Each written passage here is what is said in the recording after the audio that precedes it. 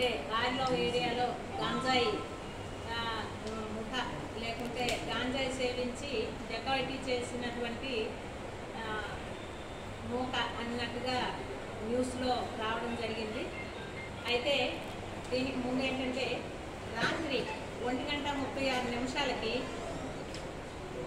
మన ఎండాడి ఏరియాలో ఒక లారీ డ్రైవర్పై 8 వ్యక్తులు దాడి చేసి సెల్ ఫోన్ 10,000 రూపాయలు క్యాష్ తీసుకెళ్ళిపోయినట్టుగా మాకు 2:36 112 కాల్ రావడం జరిగింది. దాన్ని ఆధారంగా చేసుకొని వెంటనే మా క్రైమ్ బీట్ వాళ్ళు ఇమీడియట్గా అక్కడికి వెళ్ళి పరిస్థితిని చూశారు. అదేవిధంగా లా అండ్ ఆర్డర్ పార్టీ వాళ్ళు కూడా అక్కడికి రావడం జరిగింది. ఆ తర్వాత మేము ఇన్వెస్టిగేషన్ చేయగా 8 కుర్రాళ్ళు వచ్చి ఒక లారీ డ్రైవర్ని కొట్టారని, విపరీతంగా కొట్టి అతని చేతిలో ఉండేటటువంటి సెల్ ఫోన్ని, క్యాబిన్లో ఉండేటటువంటి ఒక 10,000 రూపాయలని తీసుకెళ్ళిపోయినట్టుగా ఇన్ఫర్మేషన్ వచ్చింది. దీన్ని బేస్ చేసుకొని ఇమీడియట్గా సిపి గారి సూచనల మేరకు ఇమీడియట్గా మేము ఒక క్రైమ్ వాళ్ళు 5 గ్రూప్స్ని ఏర్పాటు చేయడం జరిగింది. సిపి సార్ ఇన్స్ట్రక్షన్స్ ఏంటంటే అతి త్వరగా మనం క్యాచ్ చేయాలి. అంటే ప్రజల్లో ఏ విధమైనటువంటి భయాందోళనలు కలగకుండా చేయాలి అని అంటే మనం ఆ అక్యూజ్ని ఇమీడియట్గా క్యాచ్ చేయాలి అనేటటువంటి ఇన్స్ట్రక్షన్స్తో ఇమీడియట్గా 5 గ్రూప్స్గా ఏర్పాటు చేయడం జరిగింది.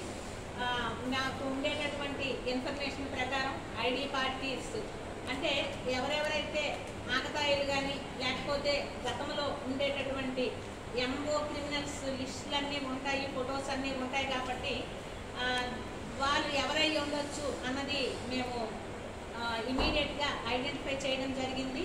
మా ఐడి పార్టీ వాళ్ళు అయితేనేంటి, ఎస్హెచ్ఓస్ అయితేనేంటి, డిఎస్ఐస్ వీళ్ళంతా కూడా వీళ్ళు అయి ఉండొచ్చు అనేటటువంటి టెక్నికల్ ఎవిడెన్స్తో ఐడెంటిఫై చేసి క్యాచ్ చేయడానికి ఉదయం నుంచి గాలించడం జరిగింది.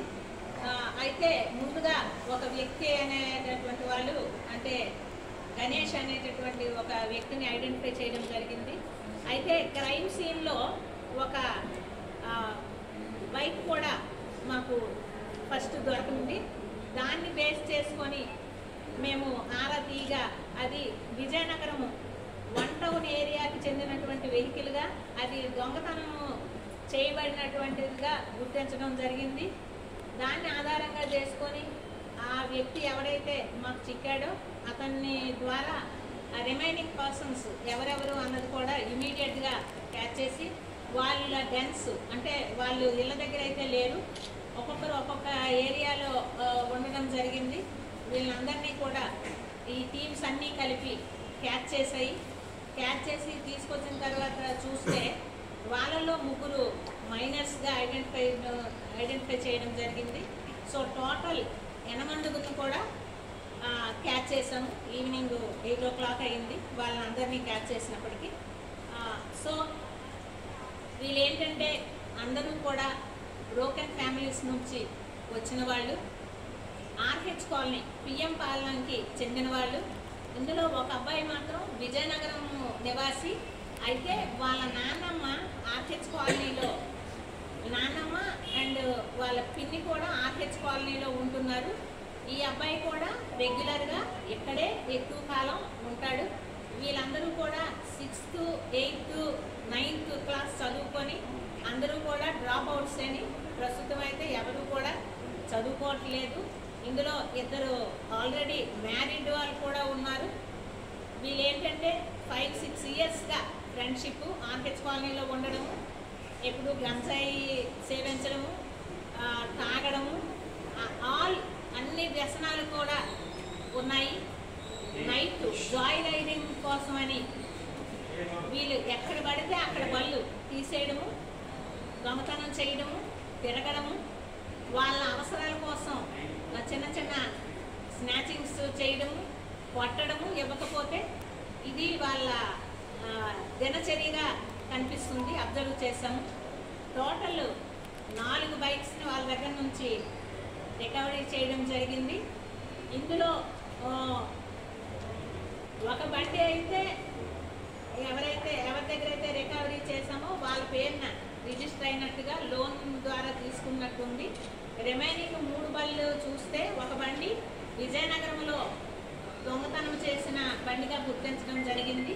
ఇంకో బండి యాక్టివా బండి నంబర్ అయితే లేదు, కానీ వాళ్ళ కన్ఫెషన్లో చెప్తుంది ఏంటంటే వాళ్ళు మద్దిలపాలెంలో 2 వీక్స్ బ్యాక్ దొంగతనం చేసినట్టుగా చెప్తున్నాడు. అది కూడా మేము చాసెస్ నెంబర్ అవన్నీ వెరిఫై చేసి ఎక్కడ జరిగింది ఏంటి అన్నది మేము చెక్ చేయడం జరుగుతుంది.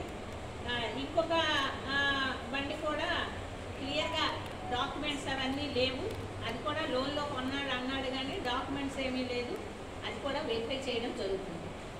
సో ప్రస్తుతం అయితే ఏదైతే సెల్ ఫోన్ పోయిందనేసి మనకి కంప్లైంట్లో వచ్చిందో ఆ సెల్ ఫోన్ రికవరీ చేయడం జరిగింది. 10,000 క్యాష్కి 5,000 రూపాయలు క్యాష్ రికవరీ చేయడం జరిగింది. రిమైనింగ్ కూడా వెరిఫై చేస్తున్నాం.